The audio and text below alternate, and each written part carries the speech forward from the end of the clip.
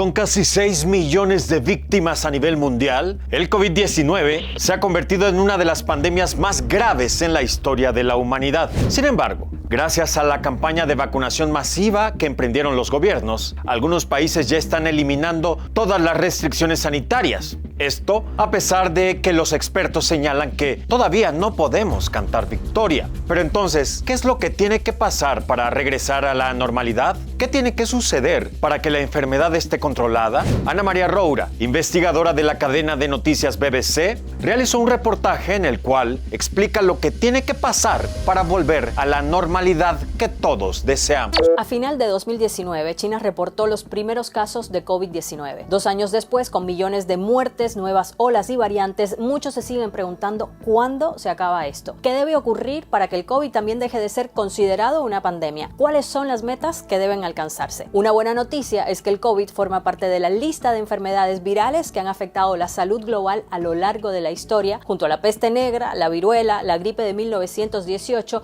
y más recientemente el VIH y la influenza. Y ninguna de esas enfermedades representa hoy en día una amenaza para la humanidad. De hecho, la viruela incluso llegó a erradicarse, así que es de esperar que suceda lo mismo con el COVID-19. Pero para eso es necesario alcanzar algunas metas. Comencemos por recordar cómo define la Real Academia Española una pandemia.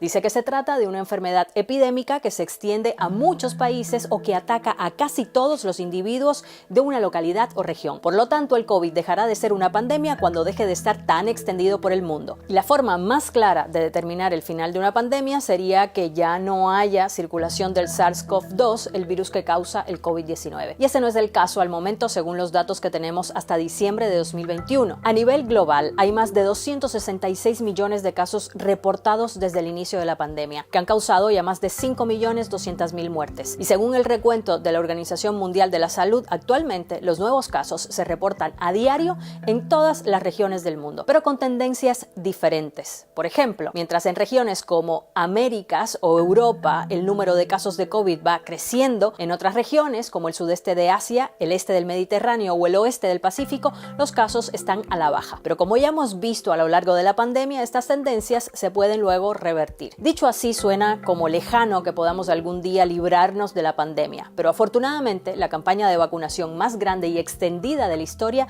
está teniendo lugar y eso puede cambiar el juego, pues podríamos llegar a la llamada inmunidad de rebaño o colectiva. Esto se logra cuando una porción amplia de la población se vuelve inmune al virus y se reduce fuertemente su circulación. La teoría es que si suficientes personas son resistentes a la enfermedad, los más vulnerables quedan protegidos de un posible contagio. Científicos británicos estimaron en su momento que la inmunidad de rebaño en el caso del COVID-19 se lograría cuando aproximadamente el 60% de la población haya estado expuesta al virus. Y esta exposición puede ser natural a través de una infección o gracias a una vacuna. Pero el virus ha ido mutando y presentando nuevas variantes que se presentan cada vez como un desafío porque las vacunas disponibles pueden ser menos eficaces. Con cada vez más personas infectadas o vacunadas, ¿podría entonces ser esa la salida de la pandemia? En teoría sí, pero miremos nuevamente los datos. Solo poco más de la mitad de la población mundial ha recibido al menos una dosis. Y un dato más alarmante aún es que en los países de más bajos ingresos el porcentaje es mucho menor,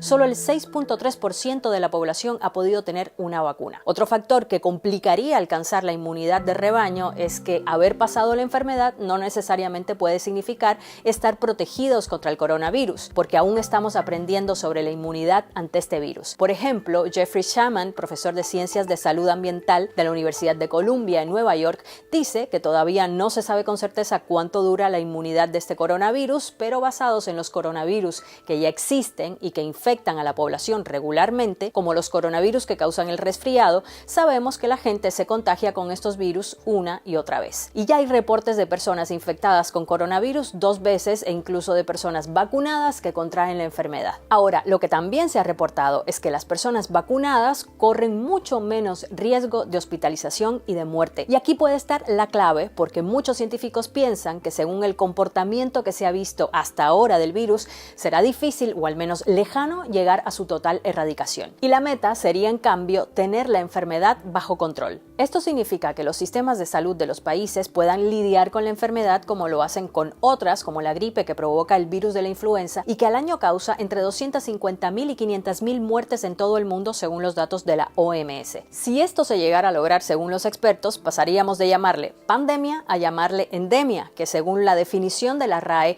es una enfermedad que reina habitualmente o en épocas fijas en un país. Y esto es lo que muchos científicos creen que sucederá. El coronavirus podría eventualmente convertirse en un problema endémico con picos estacionales como los distintos virus de influenza. Seguramente seguirá habiendo brotes, pero la esperanza es que el desarrollo de nuevos medicamentos para tratar la infección podrían hacerla menos mortal. Además, el SARS-CoV-2 podría ir mutando para ser menos dañino, como ocurre con muchos virus que tienden a ser más agresivos cuando recién aparecen y luego se hacen menos letales para poder sobrevivir. Cuando se alcance ese equilibrio entre poder convivir con el virus y a la vez volver a algún tipo de normalidad, sería en ese punto entonces cuando lleguemos al fin de esta pandemia. Si quieres conocer más detalles sobre esta investigación, visita las redes sociales oficiales de la BBC y no te olvides de compartir este video en todas, absolutamente todas tus redes sociales. Yo soy Tony Aguirre, historias que hacen noticia.